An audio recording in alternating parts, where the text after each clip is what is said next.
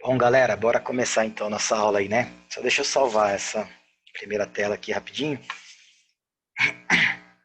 que a gente já começa. Aproveitar para celebrar a abertura da nossa fronteira aqui, né?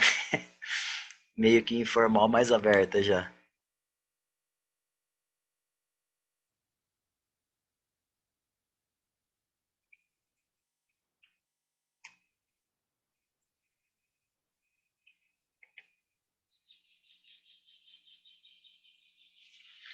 Bom, galera, então vamos lá, né?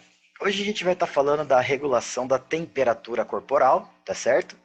E sobre a febre, que é um tema bem legal. Espero que vocês consigam me acompanhar aí, né? E bora lá. Bom, antes de falar todos os controles, tudo como vai acontecer certinho, a gente tem que conhecer alguns conceitos prévios a tudo isso daí que a gente vai estar falando hoje, tá bom? A primeira coisa que a gente precisa saber, pessoal, é o seguinte, que a gente tem dois tipos de temperatura, tá certo? Então a gente vai ter uma temperatura que vai ser conhecida como temperatura central. Bom, pessoal, essa temperatura central nada mais é do que a temperatura dos tecidos profundos do corpo, tá bom? Então, ó, ela representa a temperatura dos tecidos profundos, tá certo? E essa temperatura aqui, o que que eu quero que vocês saibam sobre ela? Que ela é uma temperatura que ela permanece em níveis bem constantes, ou seja, ela se mantém praticamente constante, tá bom? Ela varia muito pouco. Com exceção, eu vou até colocar aqui na frente, ó, exceto durante a febre. Beleza? Então, é uma temperatura que quase não se altera, exceto durante a febre. Que a febre sim vai alterar a temperatura dos nossos tecidos mais profundos. Beleza? E aí é uma coisa interessante que se você pegar uma pessoa aqui, ainda relacionada a essa temperatura central, se você pega uma pessoa desnuda e coloca ela, expõe essa pessoa a uma temperatura de 13 a 60 graus Celsius, ela quase não vai ter alteração, tá bom? Essa temperatura central quase não altera.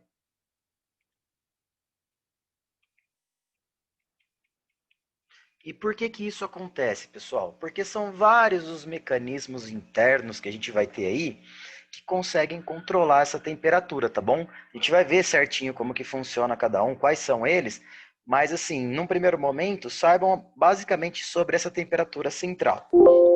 Já a outra temperatura que eu quero que vocês saibam é o seguinte, é a temperatura da pele, tá bom?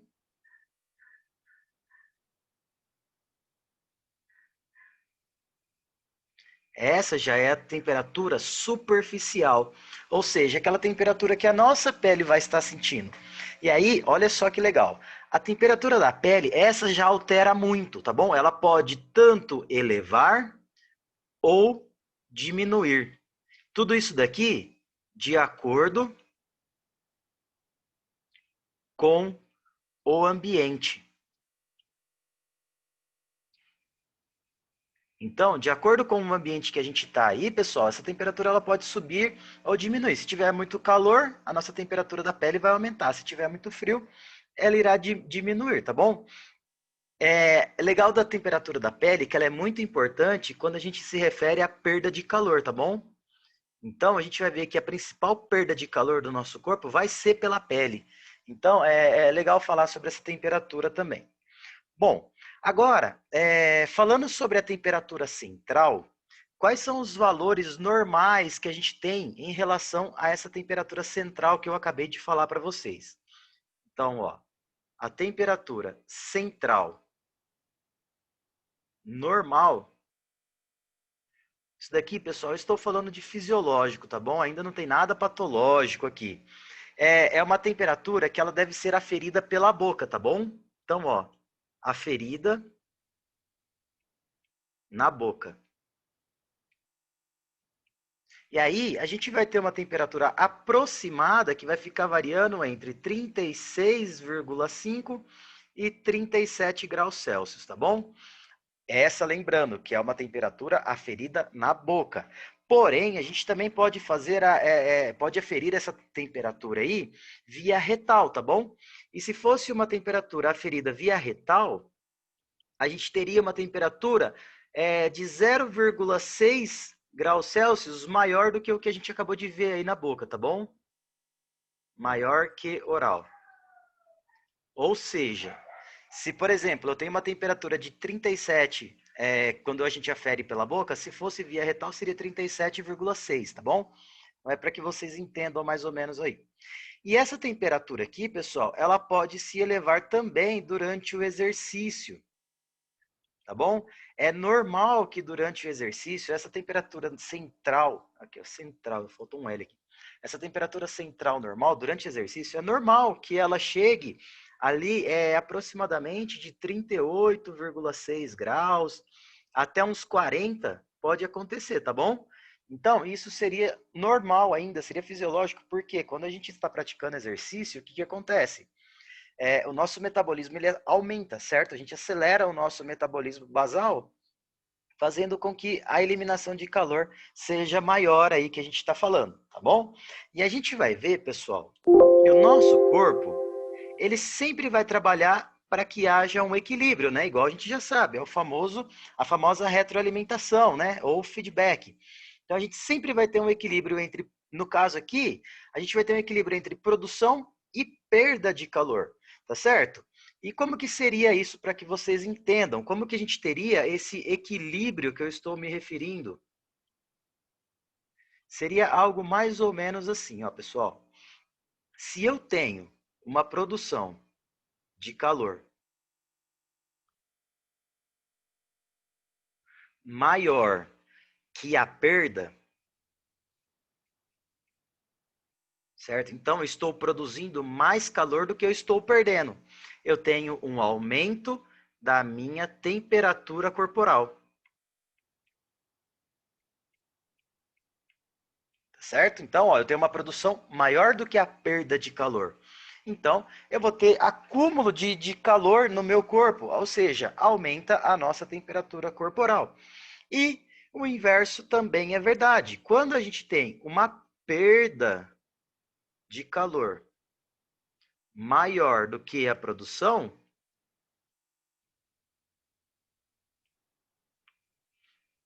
a gente vai ter o quê? Uma diminuição da nossa temperatura corporal, certo? E vários serão os mecanismos que a gente vai ver que vão influenciar para que haja isso daí, tá certo? É, lógico que quando a gente fala da produção de calor, pessoal, muitas coisas podem estar envolvidas, tá certo? E quais seriam, assim, de uma forma resumida, o que poderia estar envolvido nessa produção de calor? Só para que vocês tenham ideia. Aqui é uma forma resumida, tá? Não vou ficar entrando a fundo, não. Os principais fatores seria o aumento do metabolismo basal, tá certo? Contração muscular,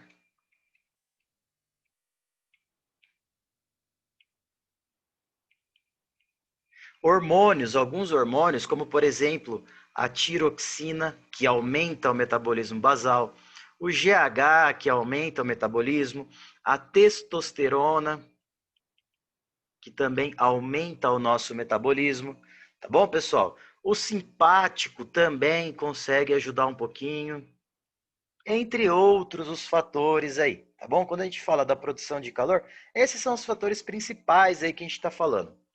Já em relação à perda de calor, olha que legal. O que a gente precisa saber, pessoal? Que é o seguinte: o calor ele vai ser produzido nos órgãos profundos, tá bom? Então, ó, calor ele é produzido nos órgãos profundos, certo? A partir daí, esse calor ele é transferido para a pele.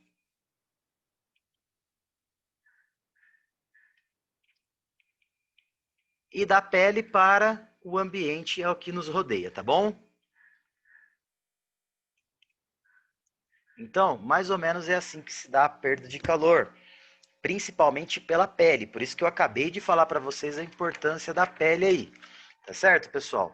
Bom, continuando aqui, o que que acontece? A gente também tem um sistema no nosso corpo importantíssimo, que é o sistema de isolamento do nosso corpo, tá bom?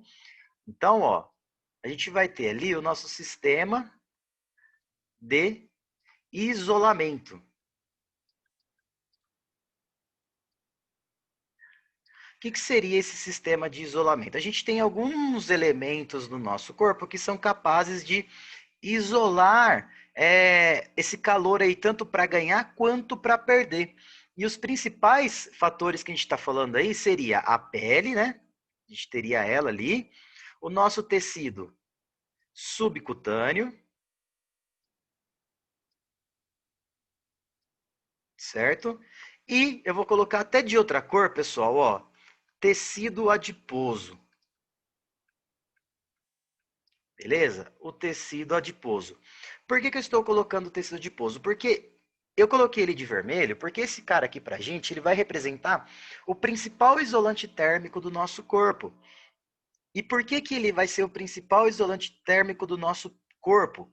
Porque, pessoal, o tecido adiposo, ele conduz apenas 1/3 dos outros tecidos, tá bom? 1/3 dos outros tecidos. Então, vamos supor aí que a pele ela tem uma capacidade de 100 para poder conduzir o calor. O tecido adiposo vai ter uma capacidade de apenas 33, tá bom? Então, a gente fala que ele é o principal isolante térmico do nosso corpo aí, tá certo? Mas claro que todos vão estar trabalhando em conjunto, tanto a pele, quanto o tecido subcutâneo, quanto o nosso tecido adiposo. Mas lembrem-se sempre do tecido adiposo. A gente falou dele na aula passada, né? Eu já tinha dado uma palavrinha sobre ele ser um isolante térmico, mas a gente já viu também quais podem ser os malefícios do tecido adiposo em excesso. Principalmente, pessoal, quando a gente fala do tecido adiposo visceral, tá bom? Porque a gente tem esse visceral aqui, que é aquele que vai estar bem nas nossas vísceras, bem colado aos nossos órgãos internos. Esse é o pior tecido adiposo que a gente vai ter, que no caso não deixa de ser um tecido adiposo branco, né?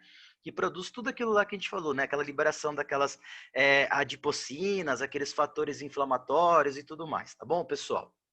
Bom, agora, falando de um outro elemento importantíssimo quando a gente fala do controle da nossa temperatura aí, pessoal, seria o nosso fluxo sanguíneo, tá certo? O fluxo sanguíneo, ele é muito importante. Por quê?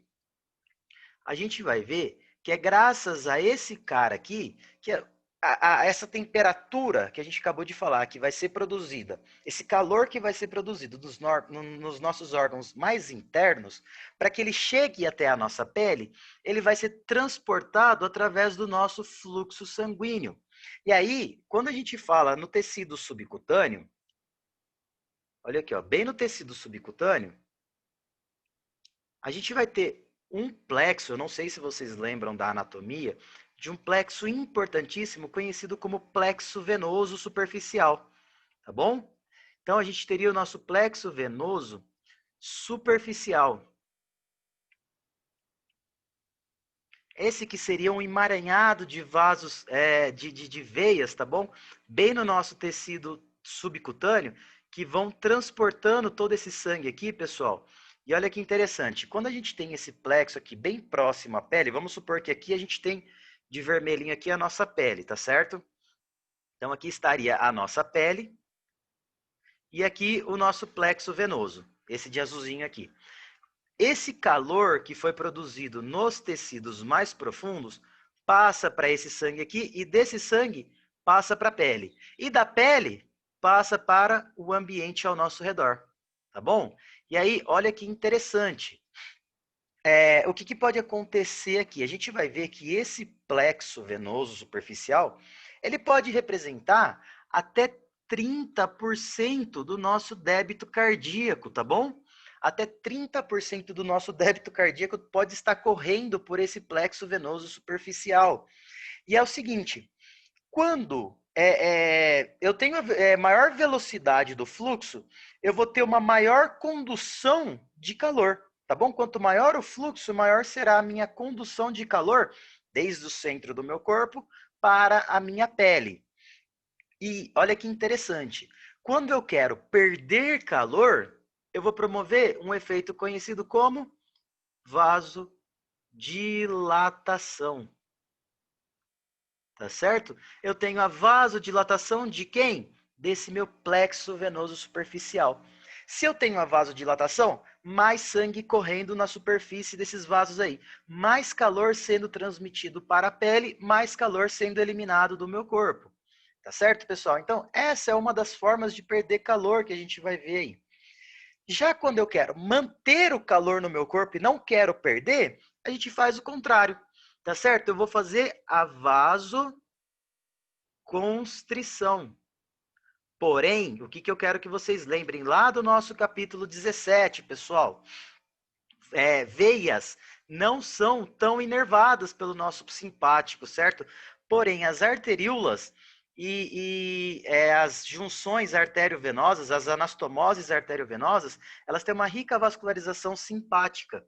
Então, eu consigo promover uma vasoconstrição principalmente nas minhas arteríolas,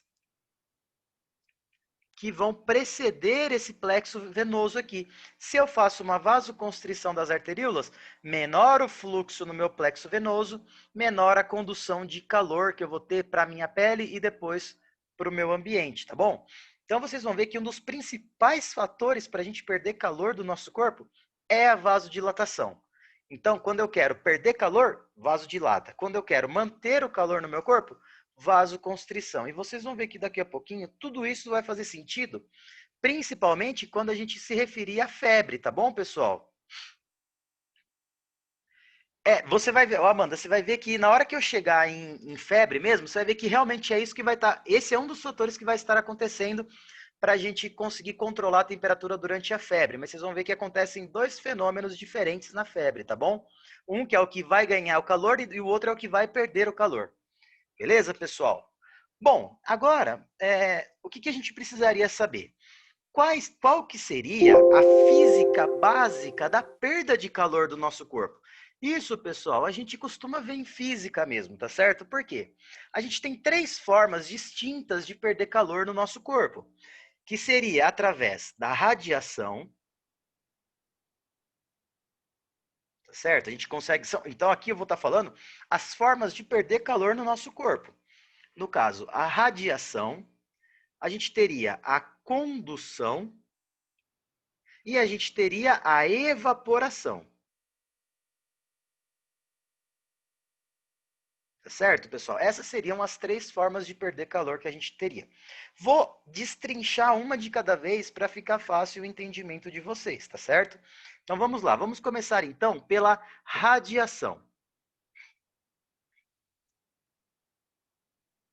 E aqui que vai ter um detalhe muito legal que eu quero falar para vocês, que vocês nunca mais vão esquecer, eu tenho certeza.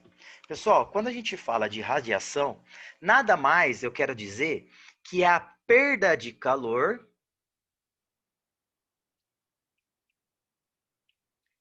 em forma de raios, olha só isso, raios infravermelhos. Tá certo, pessoal? A gente perde calor, quando eu me refiro à radiação, nada mais é do que perder calor em forma de raio infravermelho. E essa vai ser esse é o principal meio de perder calor que a gente vai ter. A gente vai ver que 60% do calor que a gente perde é em forma de radiação. Só para que vocês entendam mais ou menos aqui, ó, quando eu me refiro o infravermelho, o que seria esse raio infravermelho? Então, vou até colocar aqui, ó, o raio infravermelho, pessoal, nada mais é do que uma onda eletromagnética, tá bom? Então, é uma onda eletromagnética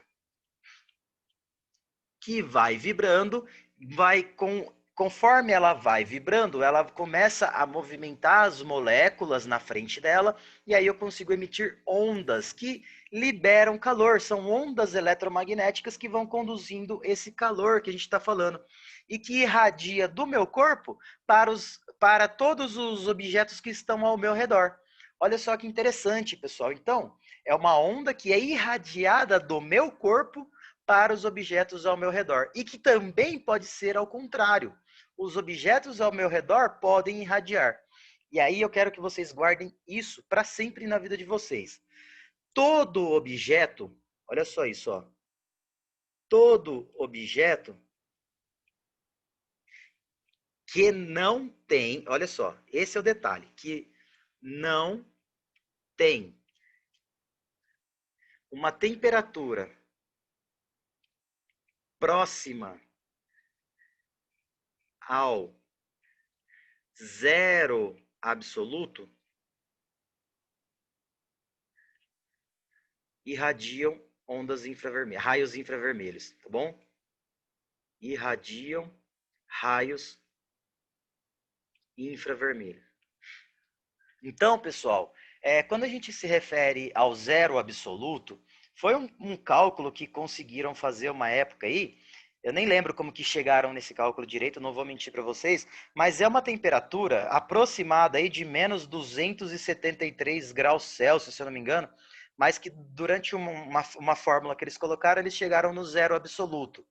Então, dificilmente a gente vai ter algum objeto ao nosso redor, no nosso dia a dia, que esteja próximo desse zero absoluto.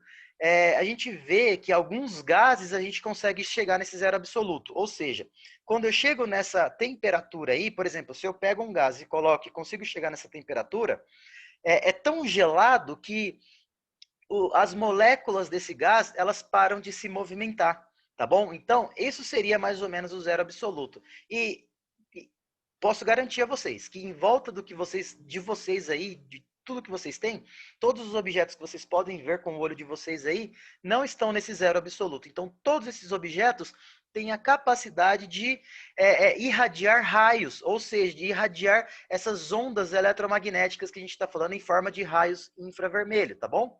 E isso seria a radiação. E só para que vocês tenham mais ou menos uma noção, só um exemplinho vou tentar fazer um desenho meio tosquinho aqui, mas tudo bem. Pensem que aqui, ó, a gente teria uma parede. Opa, meio torta a minha parede. Pensem que aqui a gente tem uma parede num quarto fechado, tá certo? Então a gente está dentro de um quarto fechado com essas paredes aí. E no centro do nosso quarto ali estamos nós. O que acontece, pessoal?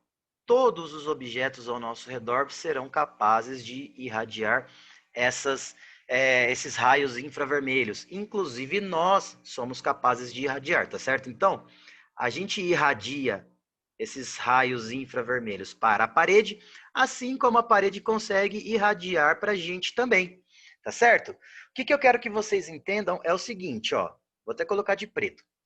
Se a temperatura do corpo, tá certo? É maior que a parede, vou colocar aqui da parede,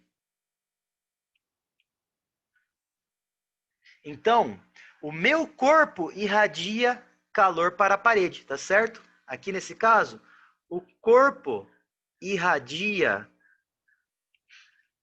para a parede.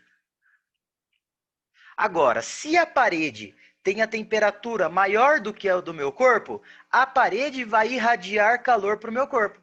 Tá certo, pessoal? Então, basicamente, é isso que a gente fala quando a gente nos refere, quando nos referimos à radiação, como forma de perda de calor. Tá certo? Não, tá certíssimo falar que a gente perde calor. Então, ô Carlos, era isso que eu ia falar agora. Esse princípio ele é usado na câmera infravermelho, tá certo? E não só na câmera infravermelho, porém no termômetro que parece aquele revolvinho também que a gente utiliza. Então, a partir de hoje, pessoal, Se alguém falar para vocês que aquele termômetro que parece um revolvinho que a gente coloca na testa para aferir a temperatura, se alguém falar para vocês que aquilo ali queima neurônio, vocês mandam uma pessoa estudar, tá bom, pessoal? Por quê? Isso não queima neurônio. Porque todo mundo vocês podem ver que tem vários vídeos aí, bastante gente falando um monte de besteira, que esse termômetro emite raios infravermelhos que poderiam afetar os nossos neurônios. Mas agora a gente acabou de ver, pessoal, que não. Não, pessoal. O infravermelho, ele é irradiado pelo nosso corpo. Tá certo? O infravermelho é irradiado pelo nosso corpo. O que aquele termômetro faz? Aquele termômetro simplesmente capta essa vibração, essa onda eletromagnética em forma de calor e mostra no aparelhinho para a gente quanto que o nosso corpo está conseguindo irradiar de temperatura, de calor aí, quanto está sendo liberado. E não o termômetro irradia as ondas infravermelhas. A partir de agora, vocês vão falar para todo mundo. É o nosso corpo que irradia raios infravermelhos e não o termômetro, tá certo? Depois eu vou achar esse vídeo aí, pessoal, e vou mandar para vocês verem que eu não estou mentindo. É sério, é muito sério isso daí. Tá certo? Então, é um detalhe que eu queria que vocês entendessem. Tanto que agora, não sei se vocês estão vendo aí, às vezes vocês entram nos lugares, as pessoas não estão nem colocando na testa mais, eles estão aferindo a temperatura olhando no braço, né? Colocando no braço lá por causa dessa história que teve aí. Mas, pessoal, não tem problema não. Pode colocar na testa sem medo nenhum, tá bom? Então, esse era um detalhe que eu queria mostrar para vocês aí. Bom, essa então é a forma de radiação como a gente perde temperatura. Beleza? Agora a gente vai para outra forma. Agora a gente vai falar de outra forma, que seria, no caso, a condução do calor. Quando eu me refiro à condução, pessoal, eu tenho dois tipos de condução, tá certo? Uma que vai ser por contato direto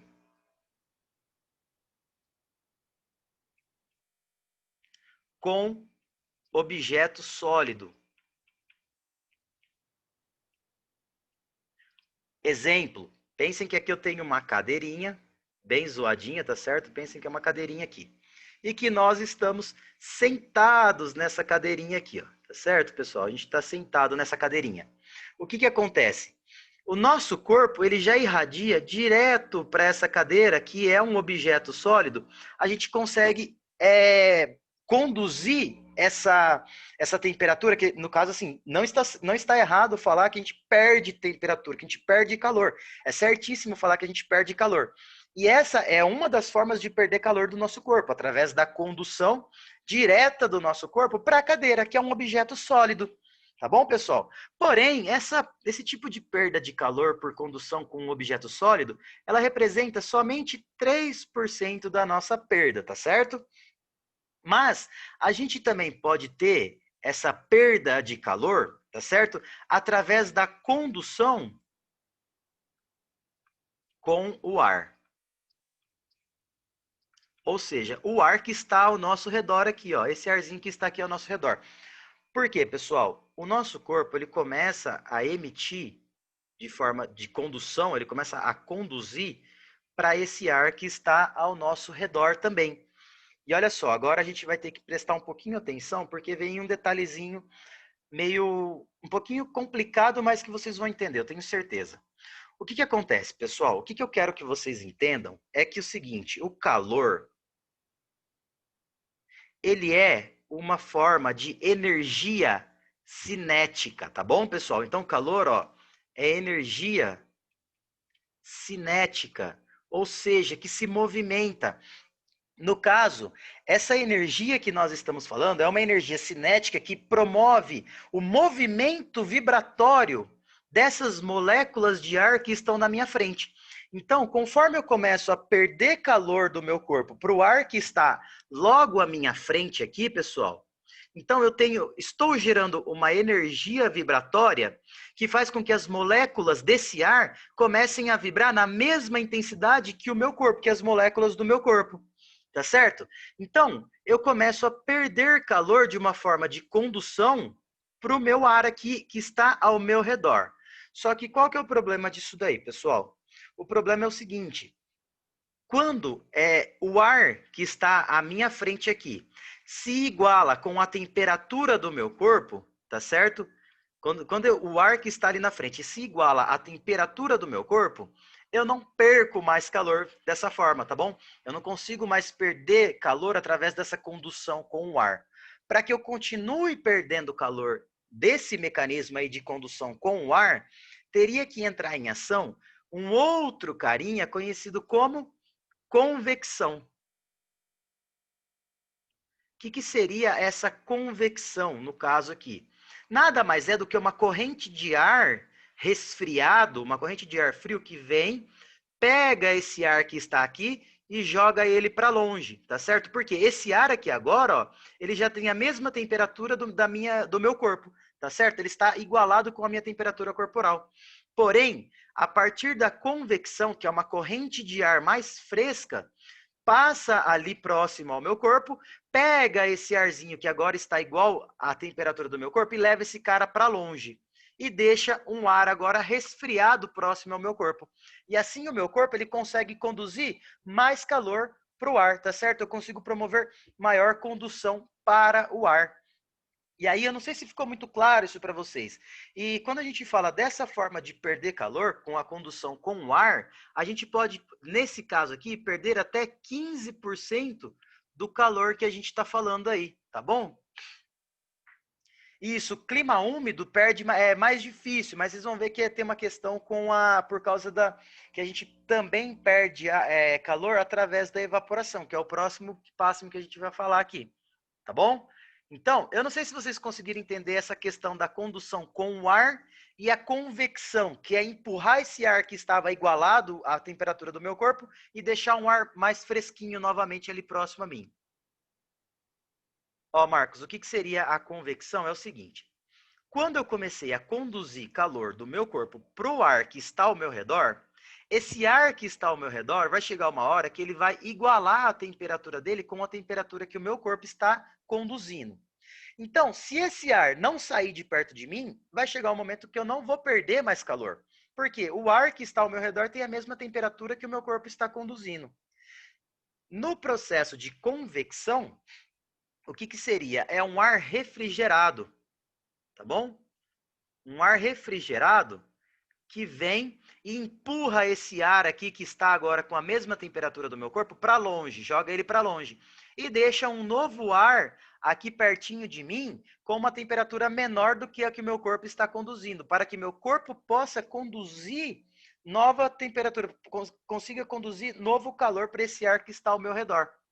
Tá bom? Eu não sei. Mais ou menos aquilo ali, é como se fosse aquilo lá mesmo. Esses aparelhos que ficam lá, aqueles ventiladorzinhos de teto. Ele pode ver que aquele ventiladorzinho de teto, nada mais ele cumpre com essa função de tirar aquele ar dali e jogar um ar mais refrigerado. Porque se eu não faço isso, aquele calor vai chegar uma hora que ele vai ficar acumulado dentro do galpão, e aí eu não tenho mais troca de calor nem entre o meu corpo, nem entre o ar, tá certo? Vai ficar tudo igualado. Agora, como eu tenho aqueles rodinhas que fica como se fosse um ventiladorzinho em cima do galpão, aquilo ali joga, é isso, o exaustor. Ele joga o ar para fora, tá certo? No caso, o ar que se equiparou com a temperatura do meu corpo, ele jogaria para fora e colocaria um ar refrigerado ali dentro para que mais calor pudesse ser eliminado e mais calor pudesse ser jogado para fora. Eu não sei se vocês conseguiram entender essa associação aí agora, pessoal. Se ficou claro isso daí ou não. O que vocês me dizem? De boa? Tranquilo, Thiago. Beleza? Então, pessoal? Então, aí o que vai acontecer, Ana Paula? Eu vou falar agora sobre o suor, tá bom? O que acontece? Agora, a gente tem uma terceira forma de perder calor, pessoal, que vai ser a partir da evaporação, tá certo? Vai ser a evaporação que a gente vai ter. Deixa eu até colocar aqui, ó.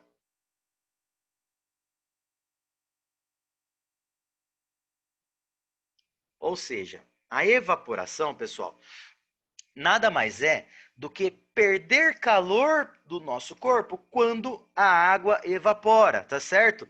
Então, ó, vou até colocar aqui, ó. Quando a água evapora da superfície corporal, a gente perde calor. Tá certo?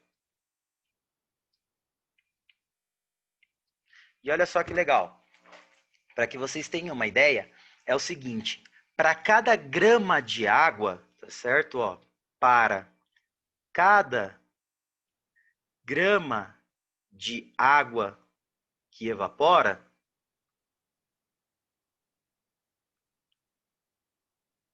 a gente perde 0,58 calorias de calor. E aí vocês vão ver, pessoal, que esse mecanismo que a gente está falando aqui é um mecanismo conhecido como mecanismo de resfriamento, tá bom? Então, ó, é um mecanismo, podem até colocar aí, mecanismo de resfriamento que a gente tem. Ou seja, o que eu quero que vocês entendam como esse mecanismo de resfriamento? Quando a temperatura do ambiente ela é maior do que a pele, tá bom, pessoal? Olha só, quando a temperatura do ambiente é maior que a pele, a gente ganha calor. Tá certo? Então, um exemplo prático para que vocês entendam, se a gente estiver, por exemplo, perdido no meio do deserto, a temperatura do deserto, vamos supor, 55 graus Celsius lá no meio do deserto, tá certo? 55 graus Celsius é a temperatura lá. E a temperatura do nosso corpo na pele, vamos supor que ela é de 36, 36,5. Quem é maior? Lógico que é a temperatura do ambiente. Então, ao invés de eu perder calor, nesse caso eu vou estar ganhando calor. Tá certo, pessoal? E o único jeito que eu vou conseguir perder, nesse caso, é através da evaporação. Tá certo? Então eu começo a eliminar água através do suor, a gente tem uma sudorese profusa, a gente começa a eliminar água e conforme essa água vai sendo eliminada, eu consigo eliminar calor junto com a evaporação dessa água do meu corpo, através do suor. O suor vai evaporando e eu vou perdendo o calor. Tá certo? Esse seria, então, um mecanismo conhecido como mecanismo de resfriamento. Eu não sei se ficou claro isso para vocês. Não sei se vocês entenderam mais ou menos a lógica que eu quis passar para vocês aí. Ficou claro, pessoal? Tipo, que seria o meio de ativação da evaporação, no caso, né? Então, no caso é o seguinte, quando a gente começa, porque o que eu quero que vocês entendam é o seguinte, pessoal. Quando a gente está num ambiente que a temperatura externa é maior do que a do nosso corpo, a gente está ganhando calor. E não é interessante para a gente ganhar calor. Tá certo? O legal é a nossa temperatura sempre estar numa forma ali controlada. Porque se a gente ganha muito calor, a gente começa a entrar em estados de hipertermia. É meio complicado isso daí, tá bom? Então, o que, que acontece? Se eu estou no meio do deserto, a temperatura lá é 55, eu estou começando a ganhar calor. Uma das formas que eu preciso fazer para perder calor, porque, pensa bem, a radiação não vai acontecer ali. Por quê? A temperatura do ambiente externo é maior que a do meu corpo. Então, o meu corpo não consegue irradiar para o ambiente externo. A condução também não vai conseguir acontecer ali, por quê? Porque a temperatura do ar que está próximo ao meu corpo é muito maior do que a do meu corpo. Então, no caso, eu vou estar ganhando calor. Tá certo? E a única forma que eu tenho de perder calor para não gerar uma complicação maior é através desse mecanismo aí. A gente começa a suar e conforme vai evaporando a água, para cada grama de água evaporada, a gente perde 58 calorias, tá bom? E aí isso é calor que a gente está perdendo de uma forma conhecida como evaporação, simplesmente eliminando a água, tá bom? Isso, a gente acaba desidratando aí, porque a gente perde muita água, tá bom? Quando a gente vai estar eliminando o calor, porém eu estou eliminando água do meu corpo.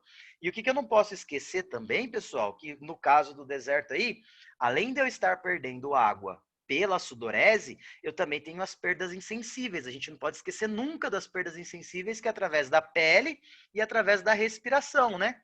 Então, tem esse detalhezinho também. Por isso que às vezes a gente acaba entrando, por isso que a gente entra em desidratação. Tá bom? É isso quando o corpo acontece, quando o corpo está em exercício. Por quê? Quando a gente está praticando um exercício, a nossa temperatura corporal ela eleva muito, tá certo? Então, foi o que eu falei no comecinho da aula, pode chegar até 40 graus Celsius a temperatura do corpo. E aí, se a temperatura do nosso ambiente ali ela estiver maior do que a nossa, a gente precisa eliminar de uma outra forma. A gente começa a eliminar em forma de suor, tá bom? Porque vai evaporando a água e vai eliminando o calor aí também.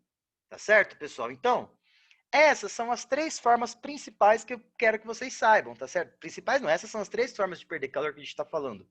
Que no caso é a radiação, a condução e a evaporação. Beleza, pessoal? E olha só agora que interessante. A gente também tem, já meio que se baseando nisso daqui que a gente acabou de aprender agora, o efeito das roupas na perda de calor. Tá certo? Ó, o efeito da roupa.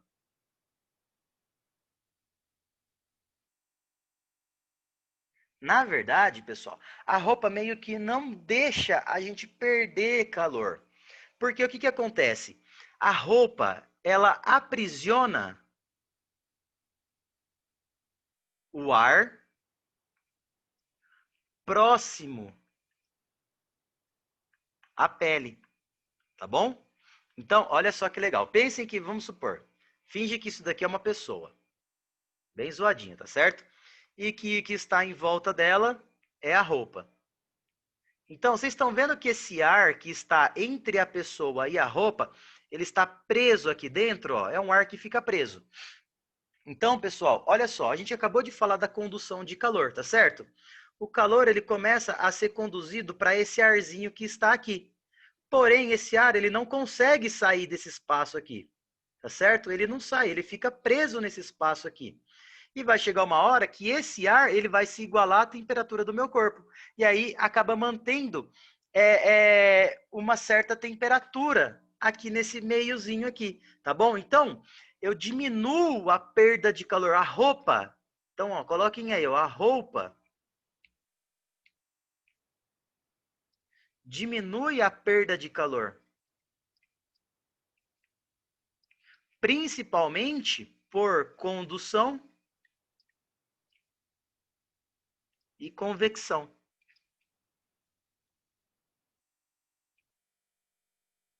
Tá certo, pessoal? Porque é basicamente isso daí que acontece. Porém, uma roupa úmida perde essa capacidade de manter o calor ali, tá bom? Porque quando a roupa fica úmida, ela aumenta a condução do calor. Roupa úmida aumenta a condução do calor. Em até 20 vezes pode aumentar essa condução, tá bom, pessoal? Então, quando a gente fala de manter a roupa ali, é só se ela estiver seca.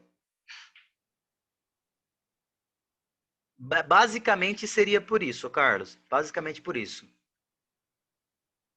Tá bom?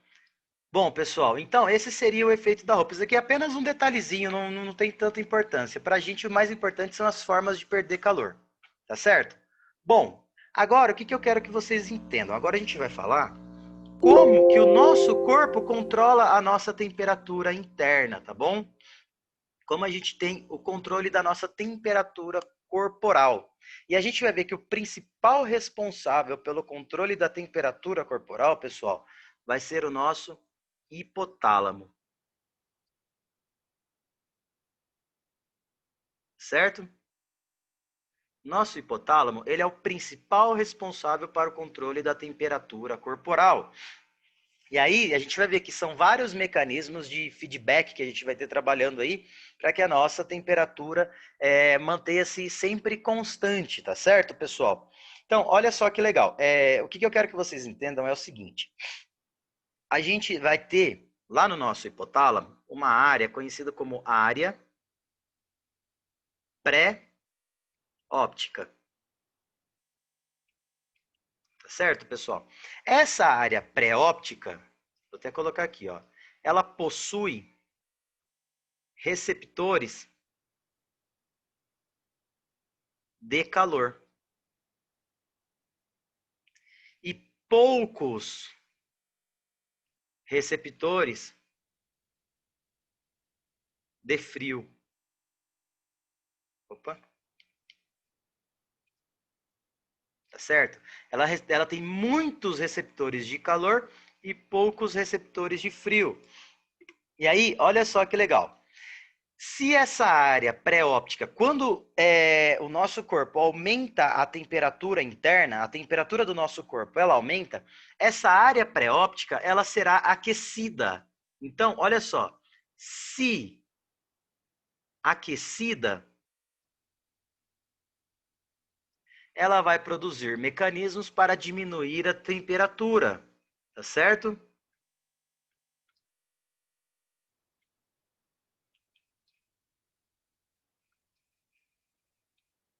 Para diminuir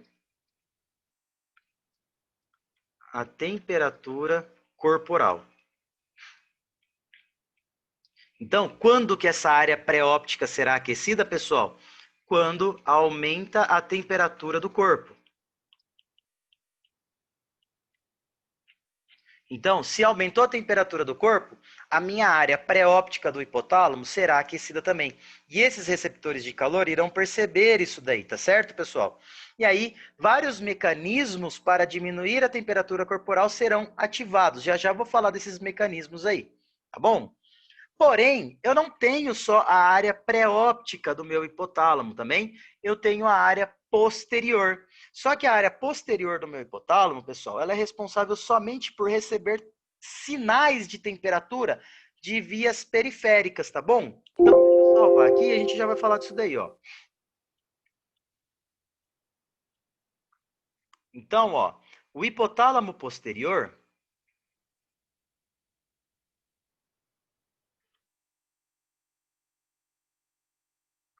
o que que vai acontecer? Ele recebe sinais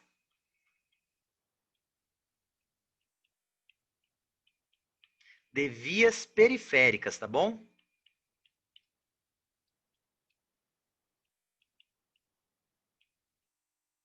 Ou seja, quando eu me refiro a vias periféricas, pessoal, eu estou falando principalmente da pele, tá bom? Principalmente sinais que estão vindo da pele. E aí, na pele, a gente vai ter mais receptores, tem o maior número de receptores de frio, tá bom? Quando eu falo mais, é 10 vezes mais.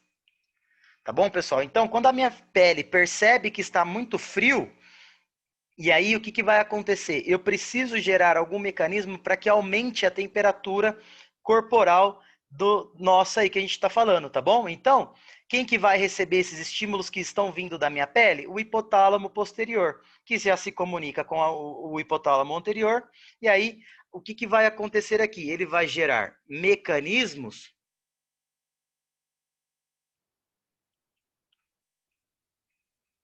para aumentar a nossa temperatura corporal. Tá certo? E a gente vai ver, pessoal, que a nossa temperatura, ela vai ficar sempre brincando com essa temperatura central que a gente falou aí, que é a interna nossa. Ela sempre vai ficar brincando. Tipo assim, sempre buscando um ponto de equilíbrio, tá certo? E vocês vão ver que esse ponto de equilíbrio que a gente está falando, ele vai ser conhecido como ponto de ajuste do hipotálamo.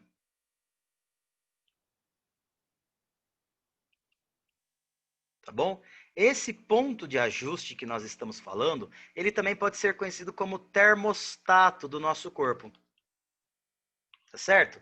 E aí, vocês vão ver, pessoal, que é o seguinte, esse ponto de ajuste é uma temperatura meio que pré-definida que a gente tem aqui. Então, lá no nosso hipotálamo, a gente tem um certo pontinho ali, conhecido como ponto de ajuste, que tem uma temperatura aproximada de 37,1 graus Celsius, tá bom? Esse é o ponto de ajuste do nosso hipotálamo. Então, olha só que legal. Se aumenta essa temperatura, tá certo? Por exemplo, de 37 pula para 39, vamos supor.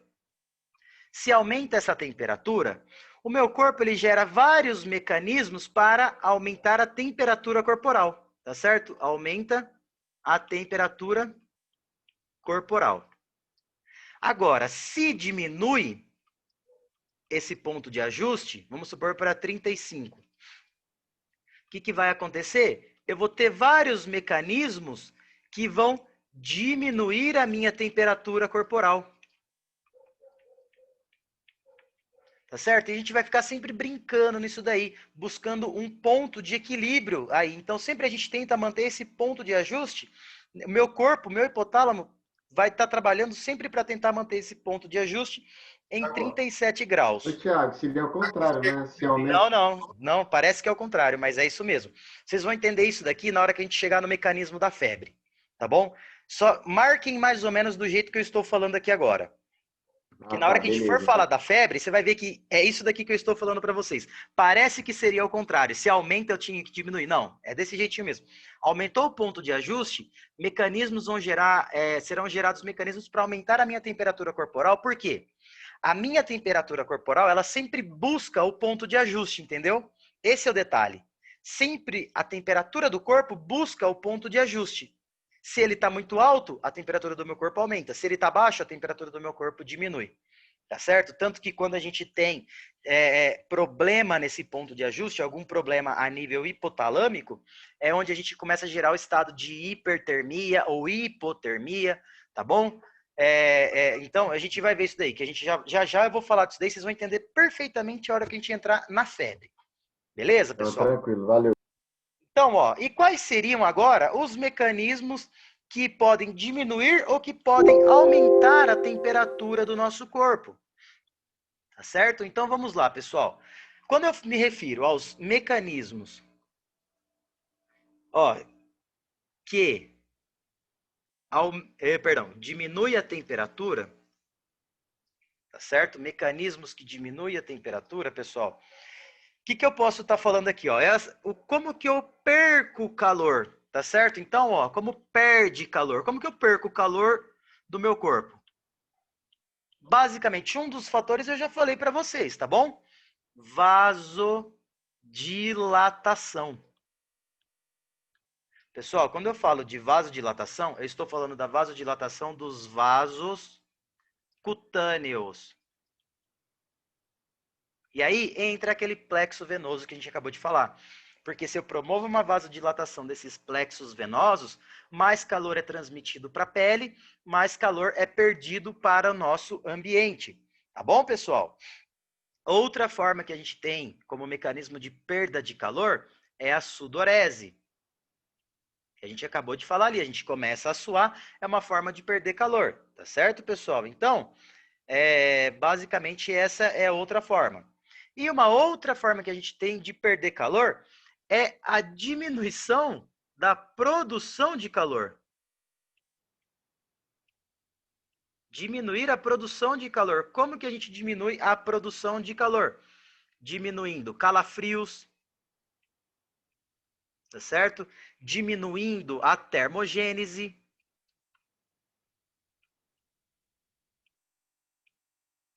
Tá bom? Essas são as formas que a gente teria principais para perder calor. Toda vez que a temperatura do nosso corpo está muito alta, como a gente perde a temperatura? Como a gente perde calor para o meio ambiente? Vasodilatação, sudorese, diminuição da produção de calor que a gente está falando aí, tá certo? Bom, e quais são os mecanismos que a gente vai ter para aumentar a temperatura do nosso corpo? Para, no caso, ganhar calor, tá bom? Então, ó, os mecanismos que aumentam a temperatura corporal.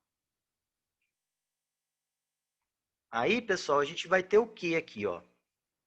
O contrário da vasodilatação, no caso, seria uma vasoconstrição. Daqueles mesmos vasos que a gente falou ali. Pessoal, olha que interessante. Para vocês entenderem essa questão da vasoconstrição e da vasodilatação, é muito simples. Façam o teste que vocês vão ver. Quando tiver, por exemplo, vocês estiverem num lugar bem aquecido, vamos supor que vocês estão num quarto bem aquecido e fora do quarto está bem frio. Vocês olham para o braço de vocês, vocês vão ver que vocês conseguem ver muitas veias no braço de vocês. Então, você começa a ter uma pequena vasodilatação. Se você sai desse quarto aquecido e vai para o ambiente externo, que está frio, vocês vão ver que essas veias do braço, elas acabam desaparecendo. Por quê? eu vou ter uma vasoconstrição para que esse sangue passe pelas veias mais profundas do meu braço e não tenha íntimo contato com a pele para que eu perca calor através da minha pele, tá certo? Então, quando eu faço isso, eu consigo estocar calor dentro do meu corpo, eu não perco calor para o meu meio ambiente. Então, sempre vocês fiquem de olho nisso daí. É muito legal esse fenômenozinho que a gente consegue ver isso no nosso dia a dia. No frio, os vasos do braço somem. No calor, os vasos ficam dilatados, eles aparecem bastante. Tá bom? Esse é um dos mecanismos que a gente tem. O outro, a gente fala da piloereção, ou seja, arrepiar os pelos, tá certo? Pessoal, isso não serve para o ser humano, tá bom? Isso daqui, até antigamente acreditava-se que o ser humano tinha mais pelos e tudo mais, e servia. Mas a piloereção, ela serve para animais que têm muito pelo, tá certo? Conforme a gente promove a piloereção, eu consigo manter um certo fator de isolamento ali, que impede a perda de calor do nosso corpo. Mas para a gente, para o humano, isso daqui não serve, tá certo? E o outro fator seria o aumento da termogênese. Certo? O aumento da termogênese aqui, pessoal, o que a gente tem como fatores que poderiam aumentar a nossa termogênese? No caso, aumentar os calafrios, ou seja, quando a gente está com frio, galera, o que a gente começa a fazer? Tremer, a gente começa a tremer de frio, calafrio, tá certo? E isso aumenta de 4 a 5 vezes a nossa temperatura, só daquilo lá. É uma questão meio que involuntária, tá certo? Através dos fusos musculares, mas é algo interessante que aumenta essa termogênese, aumenta a produção de calor dentro do nosso corpo. Outro fator que aumenta a termogênese é estímulo simpático. Por quê? O que o estímulo simpático faz, pessoal? Aumenta o metabolismo das nossas células, tá bom? Ele aumenta o nosso metabolismo. E outro fator que pode ajudar aí é a secreção de tiroxina. Tá certo? A secreção desse hormônio tiroideio aí, a tiroxina, aumenta o metabolismo basal também. Aumentando o metabolismo das nossas células, mais calor vai ser gerado aí. Tá certo? Então, esses são os mecanismos que a gente teria para aumentar a temperatura corporal.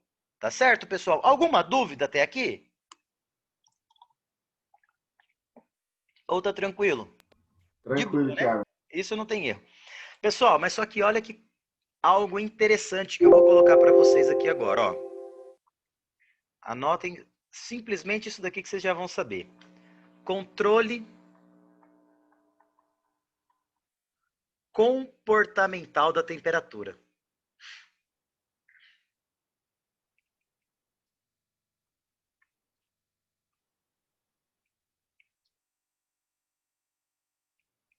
O que seria esse controle comportamental da temperatura, pessoal? Nada mais é do que o aumento ou a diminuição excessiva da temperatura ao nosso redor, que vai gerar algum desconforto para nós, que faz com que a gente busque a alteração daquele estado que nós estamos vivenciando no momento. Exemplo, vamos supor que a gente está. Vocês têm um quarto aí com o ar-condicionado ligado, porém vocês estão do lado de fora do quarto e tem um calor de 50 graus fora do quarto. Isso vai gerar um incômodo tão grande em vocês que vocês vão fazer o quê? Vocês vão entrar no quarto com o ar-condicionado para melhorar esse calorzão que estava lá fora. E vice-versa também. Ou seja, se vocês estiverem, por exemplo, num lugar onde está fazendo muito frio e vocês estão sem uma roupa adequada, o que vai acontecer? Um certo desconforto vai ser gerado, que aí, através de mecanismos nervosos, né? Que faz com que vocês busquem um abrigo ou coloquem uma blusa ou algo assim. E isso é o controle comportamental da nossa temperatura. Esse, pessoal, é o principal controle da temperatura que a gente pode ter, tá bom? Então, em relação ao controle de temperatura, era isso que eu queria falar para vocês. Agora que a gente já entendeu mais ou menos sobre a temperatura central, a temperatura da pele, como a gente perde calor, tá certo? Através da radiação, condução e evaporação. A gente já entendeu o ponto de ajuste do nosso hipotálamo, os receptores de calor e frio que a gente tem tanto no hipotálamo quanto na nossa pele. Agora, eu acho que a gente pode falar um pouquinho sobre a febre, tá certo, pessoal? Então, é bem rápido essa questão da febre aqui, não vou aprofundar muito, mas é que já é interessante que já vai valer para a vida de vocês, tá bom? Então, vamos lá.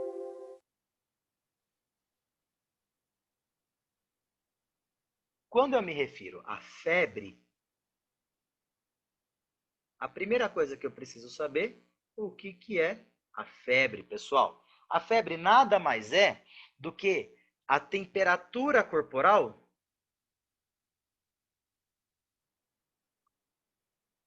acima do normal. E o que seria essa temperatura corporal acima do normal? Pessoal, muitas pessoas gostam de dizer que a febre é quando a gente tem uma temperatura de 37,6 graus, tá bom? Então fala que quando a gente tem 37,6 graus, a gente tem febre. E de 37 a 37,5, a gente chama isso daqui de febrícula, tá bom? É uma febrinha mais leve. Mas aqui, ó, quando a gente fala de 37,6 graus, no caso aqui, temperatura axilar, tá bom? Que é o que a gente geralmente utiliza para aferir a temperatura. Porque se fosse oral, a gente poderia utilizar a temperatura de 37,3. Tá bom? Isso daqui seria oral. 37,3 oral já é considerado febre, mas como a gente utiliza mais a axilar, então a gente vai definir como 37,6. O que seria febre? Temperatura corporal acima do normal, tá certo? Então uma temperatura corporal acima do normal, febre. E aí, quais são os principais fatores que podem causar uma febre? A gente vai chamar esses caras de, a gente vai definir isso como etiologia. O que seria a etiologia? Os fatores causantes aí, tá certo? O que pode causar a nossa febre? Pode ser infecção, inflamação, pode ser algum trauma que a gente sofreu, tá certo? Alguma pancada, alguma coisa. Podem ser alterações cerebrais.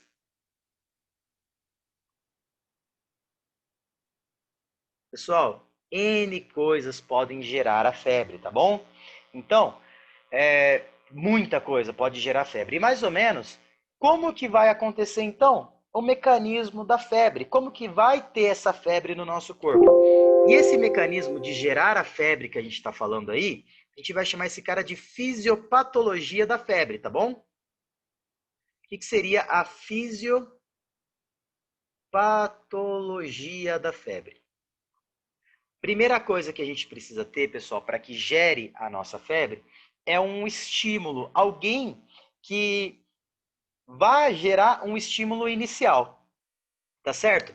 Quando a gente fala de fatores que podem gerar um estímulo inicial, a gente vai chamar esses caras de pirógenos, pirogênios.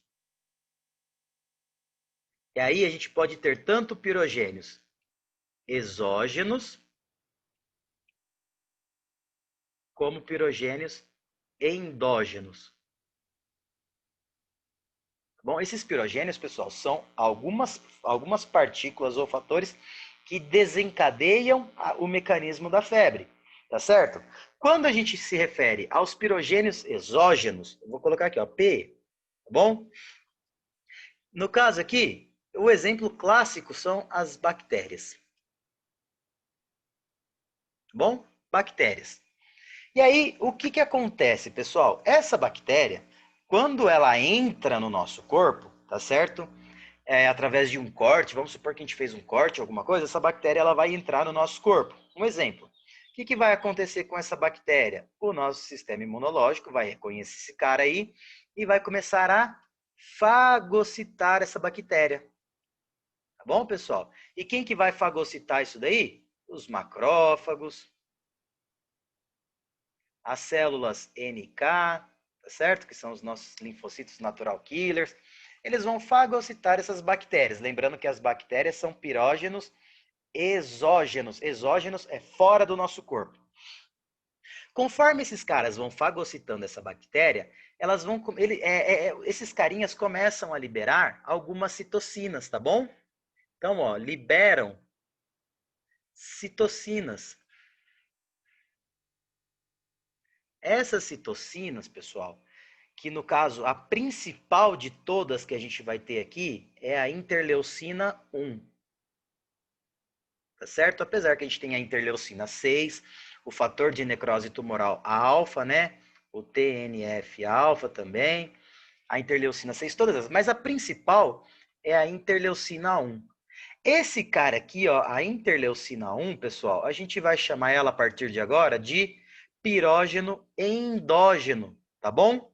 Então, a gente vai chamar a interleucina 1 de pirógeno endógeno. Então, vocês, ó, comecem a entender comigo como que é a fisiopatologia.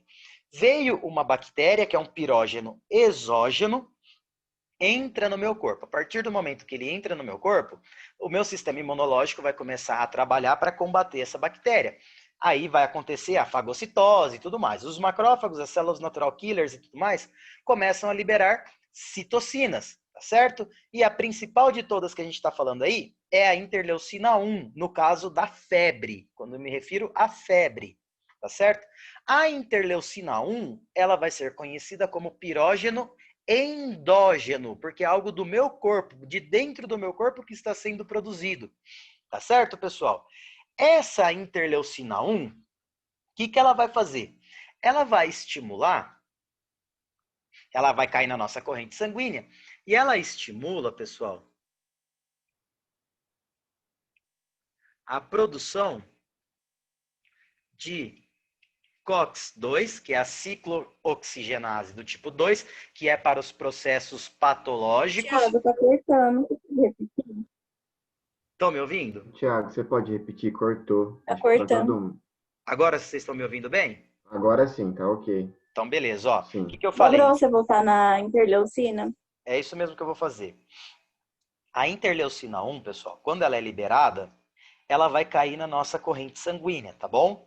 A partir daí, ela vai estimular a produção da COX-2, que é a ciclooxigenase 2.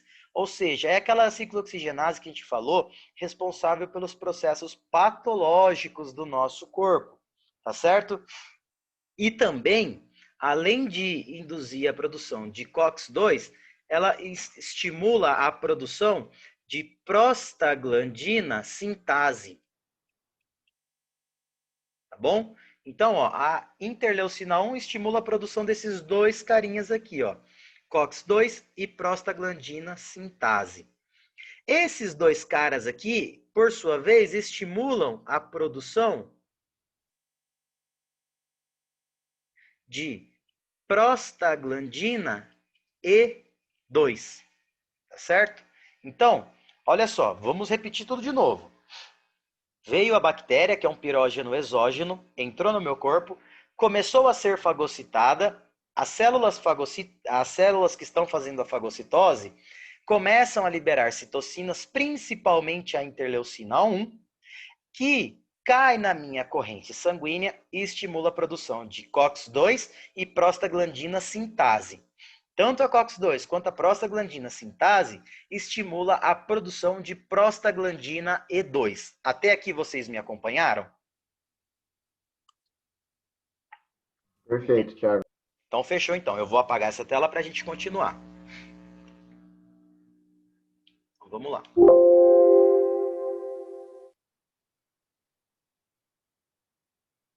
O que acontece, pessoal? Essa prostaglandina E2 que a gente acabou de formar, ela atravessa a barreira hematoencefálica. Tá bom, pessoal? A partir do momento que essa prostaglandina E2 atravessa a barreira hematoencefálica, ela ativa o receptor do tipo EP3. Esse receptor, pessoal, ele está no nosso hipotálamo. Tá certo? Ele está lá no nosso hipotálamo. E aí o que acontece? Quando esse receptor ele é ativado pela prostaglandina E2, ele altera o ponto de ajuste que a gente acabou de ver. Tá certo, pessoal? Altera o ponto de ajuste. Como que ele altera? Eu não falei que o ponto de ajuste ele era de 37 graus, 37,1 graus Celsius? Quando eu tenho a alteração, vamos supor que aqui ele vai para 39,4 graus Celsius. O ponto de ajuste agora, pessoal, que era de 37, ele vai para 39. E lembra que eu falei que a temperatura do meu corpo, ela sempre busca o ponto de ajuste? Então, olha só que loucura.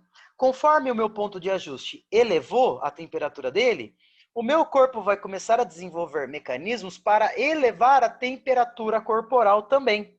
Tá certo? E no caso, quais seriam os mecanismos que eu teria para elevação da temperatura? No caso aqui, pessoal, olha só. Pensem bem, comecem a pensar comigo agora. Quando a gente tem febre, a gente não sente frio. Então, a gente não tem calafrio.